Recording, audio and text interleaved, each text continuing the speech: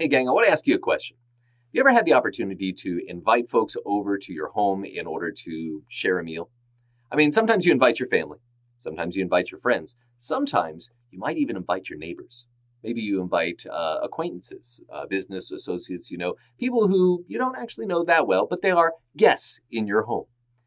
In the same way, we have this need with our networks to have our corporate access, but to also typically have guest access to our networks. Often with wireless, we want to provide wireless networks for our customers, maybe for temporary access for contractors, sometimes for business partners that are there, foreign dignitaries, poobahs, whoever they might be. So our ISE is going to give us three main techniques in order to make that happen, right? In order to provide that access.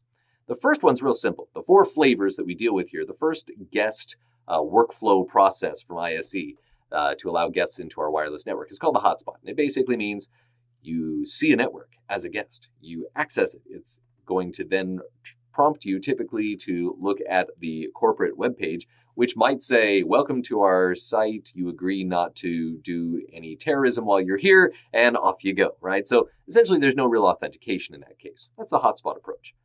Then there are the three authenticated forms of guest access. You might be saying to yourself, how can I be authenticated if I'm a guest? I don't have an account there in your directory database. You can't find me as a corporate user. That's true. So what's going to happen is essentially we're going to need to create a username and password for this account that ISE is going to manage and store, but then it needs to be provided to that guest user account.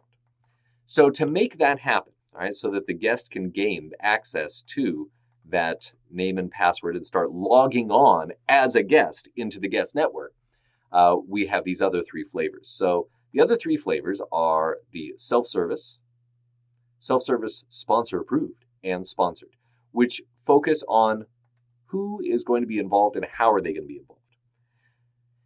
The guest needs to get the username and password associated with them. How is that going to happen? Well, the first one, self-service, says, well, when the user attempts to access this guest network, I'd love to log on, please. They get prompted with, well, here, fill out this form.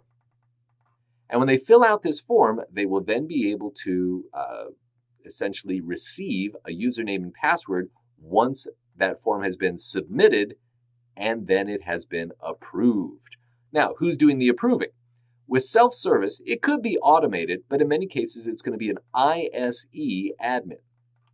So essentially, someone who is an admin at the ISE level can then provide the approval for this guest account to be created. Now, how does the user get notification of what their username and password is now that they fill out the form with their name and location, phone number, email address, whatever credential and identity information we might want to maintain?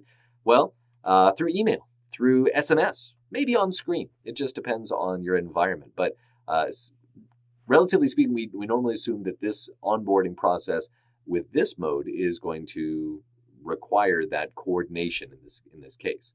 So when they submit that, ISE administrator can get a notification. They fill it out. The email is sent. Life is good. We can automate it, but you always have to be concerned about the safety issues associated with that.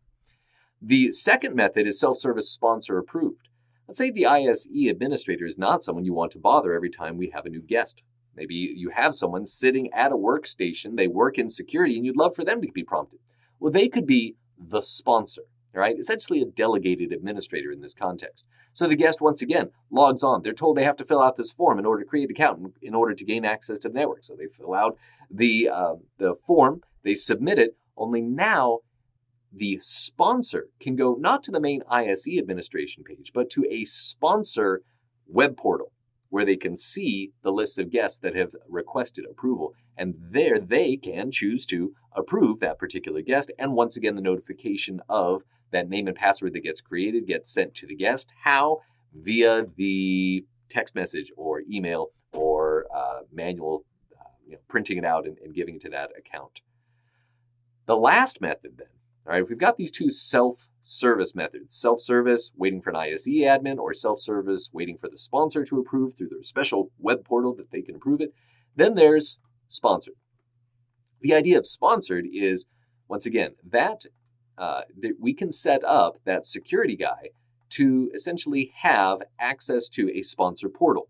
So the guy working security who hands out badges for customer, when a user comes in and says, I'd like to access your guest network, they log on to the sponsor portal, and from there they create the account with the name and the password, and they immediately provide it to the guest. Notice there's no self-service. The sponsor had to type everything about this account themselves. There's no automation that's possible in this, but it's completely in their hands. And so that can be a good way to ensure that it is essentially totally a manual process. But notice the advantage, we were able to delegate it from the ISE central administration aspect.